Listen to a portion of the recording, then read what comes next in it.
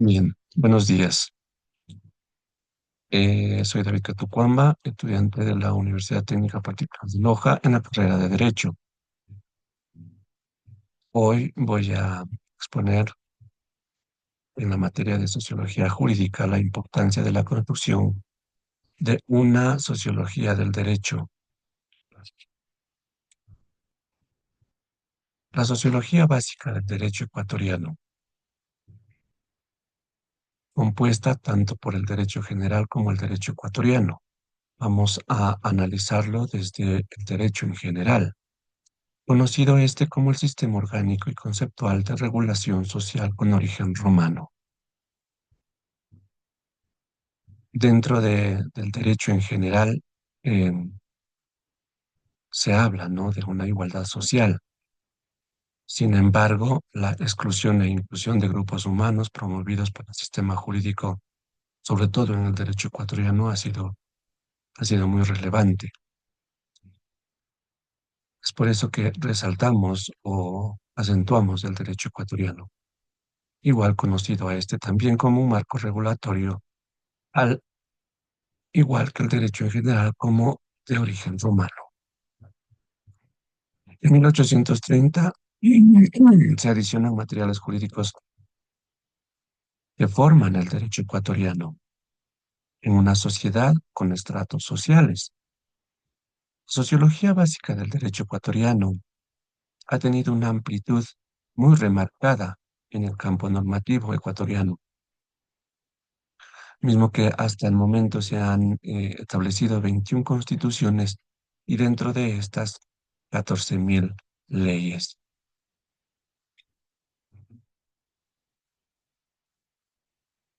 También tenemos la teoría de la exclusión y la inclusión de grupos humanos. Se entiende que el sistema de derecho excluye de manera directa y de manera indirecta. Vamos a resaltar un poco sobre lo que es la exclusión de manera indirecta. Exclusión que por la característica del derecho, creados en sentidos sociales compartidos. La visión histórica de los grupos dominantes en las tareas legislativas es muy importante en esta teoría de la exclusión y la inclusión. El derecho como una expresión de la voluntad popular y su construcción es una técnica democrática compartida.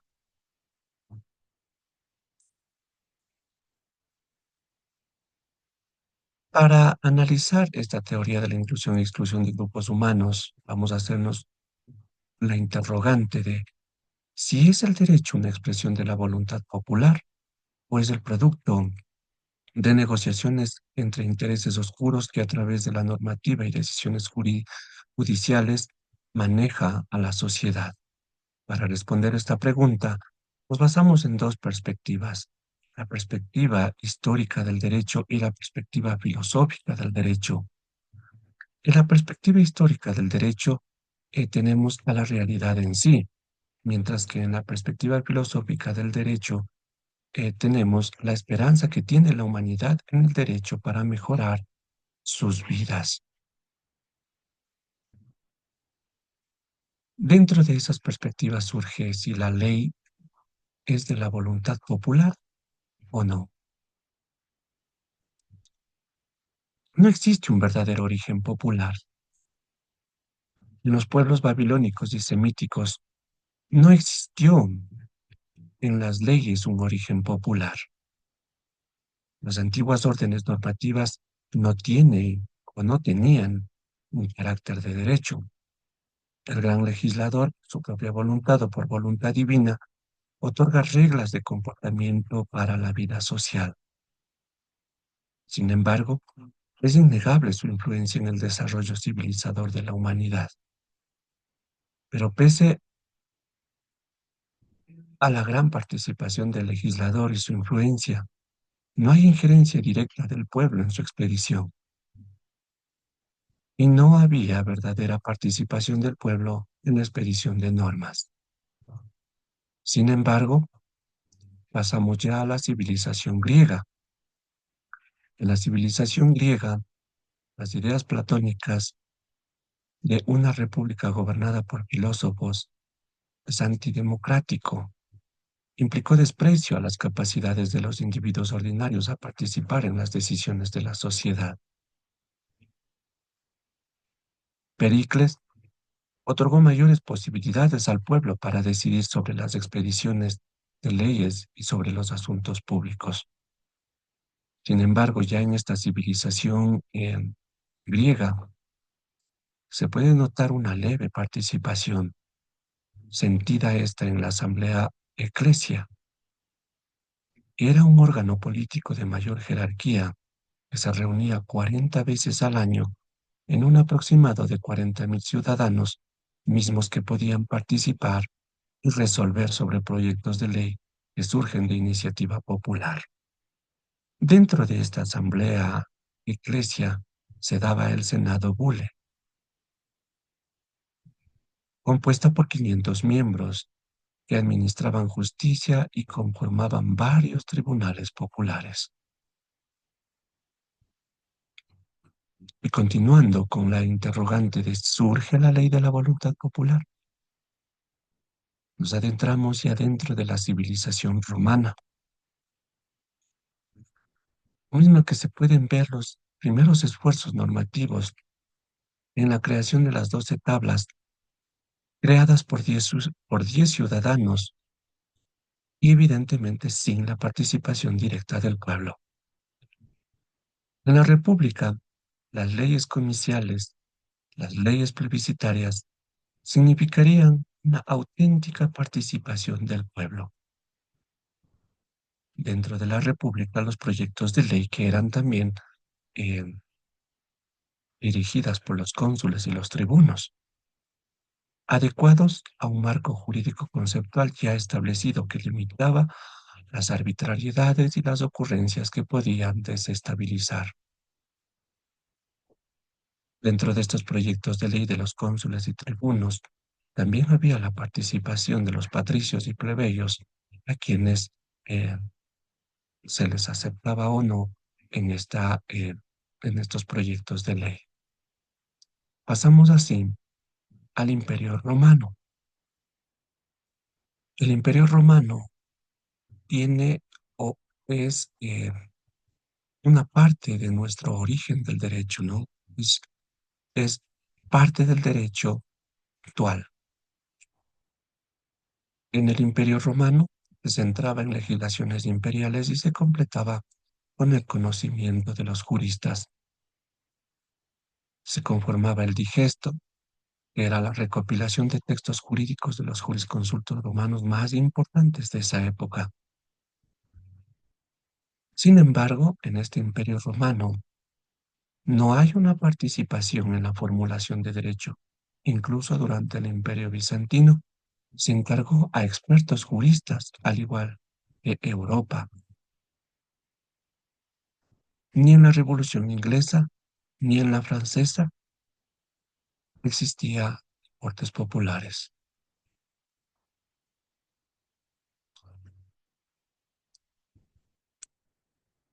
Y continuando con la interrogante de ¿surge la ley de la voluntad popular? El Código Napoleónico, hecho por grupos de juristas y expertos que respetaron el marco conceptual de Roma, muestra ya o aparece la participación popular en la producción jurídica a través de representantes legisladores que expiden leyes a nombre del pueblo. La representación popular, creencias en que las leyes son expedidas por el pueblo y que de él deriva su autoridad,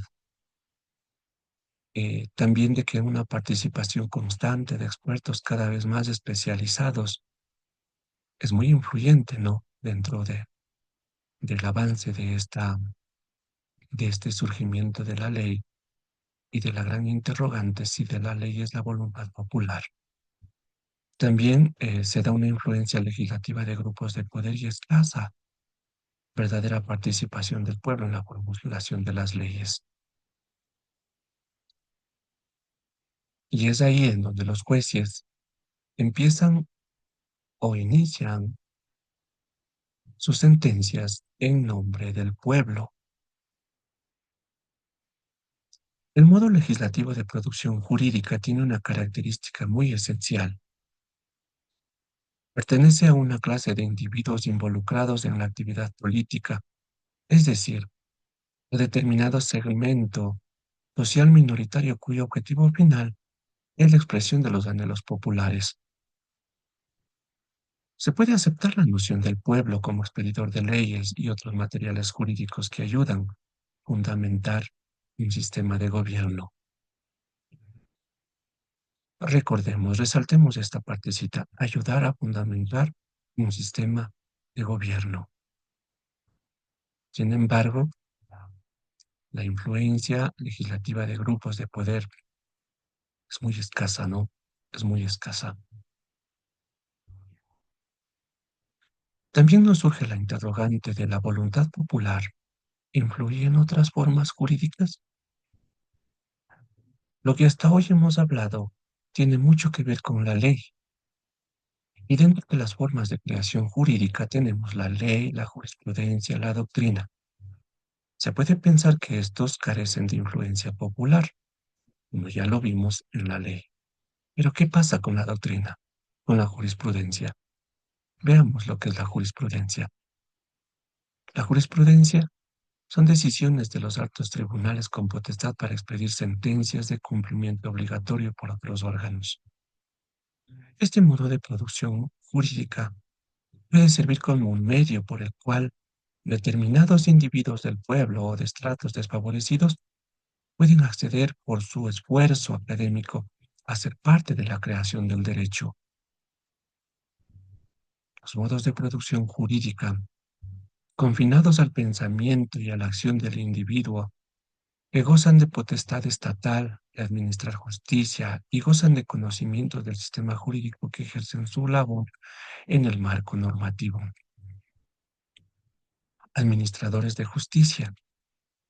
Su condición esencial, la no pertenencia a partidos políticos y sus labores deben estar alejados de estas agrupaciones. La pertenencia a partidos políticos crea una clase política que es excluyente y que es una forma de mantener alejado al pueblo de la producción normativa.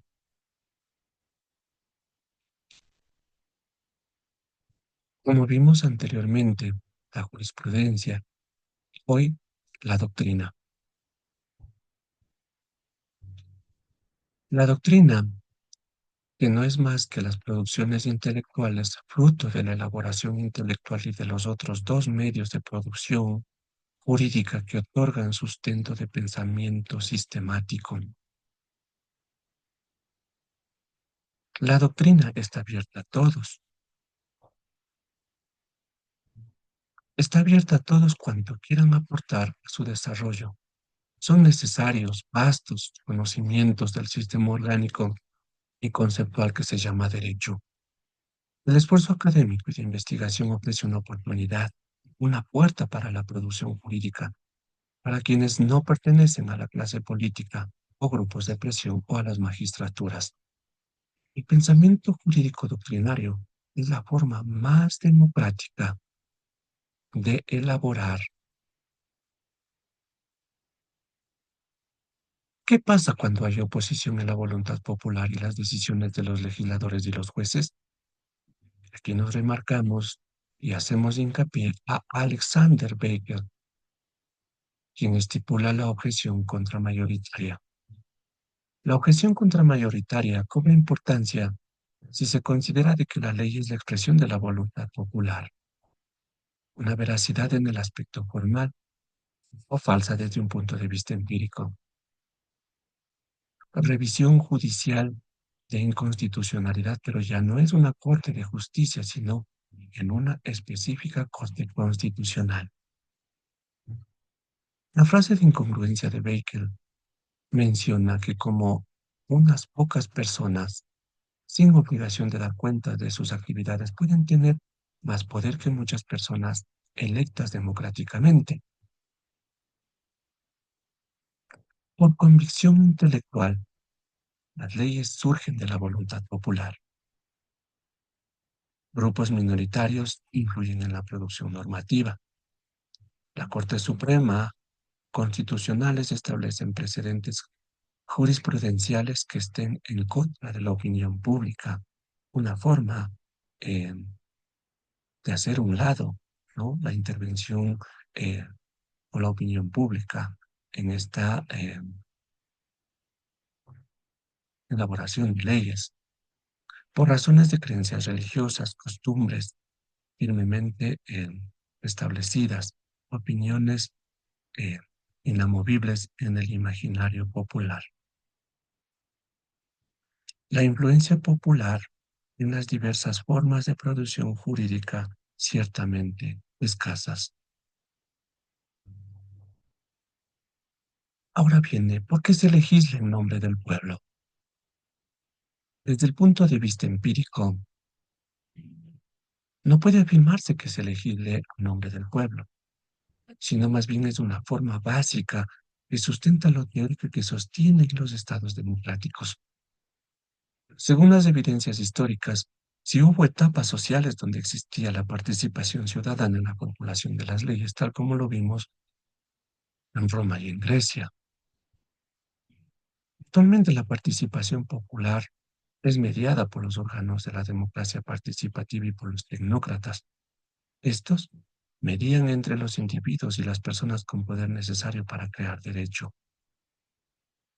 El derecho requiere de un amplio conocimiento especializado que permite que un aporte jurídico calce en el marco general jurídico y evite contradicciones normativas jurisprudenciales. El desarrollo democrático requiere que se otorgue a los individuos comunes mayor posibilidades de aportar a la creación del derecho. El mejor camino para mejorar la democracia participativa es la educación jurídica de todos y cada uno de los ciudadanos.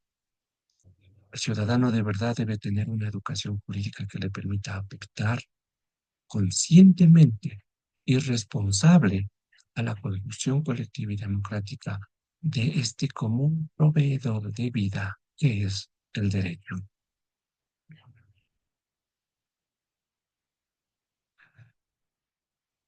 Seguimos el por qué se legisla a nombre del pueblo. Las constituciones modernas proveen diversas posibilidades de participación democrática. Esta posibilidad de acceso a los órganos de legislación y gobierno adolecen de limitaciones ya que están dados por la ausencia del conocimiento y de la perspectiva jurídica necesarios para elaborar en el esfuerzo del avance jurídico. Dos cosas muy importantes, ¿no? Que debemos tener: el conocimiento y la perspectiva jurídica, que son primordiales para el acceso a los órganos de legislación y gobierno, como el plebiscito, la silla vacía, la iniciativa popular, de manera general. Ahora de manera, digamos, sectorial, como en nuestra provincia, Chincha, que es Quito también, tenemos mecanismos de participación ciudadana, ¿sí? Que muchas de las personas o muchos de la participación ciudadana lo desconocen.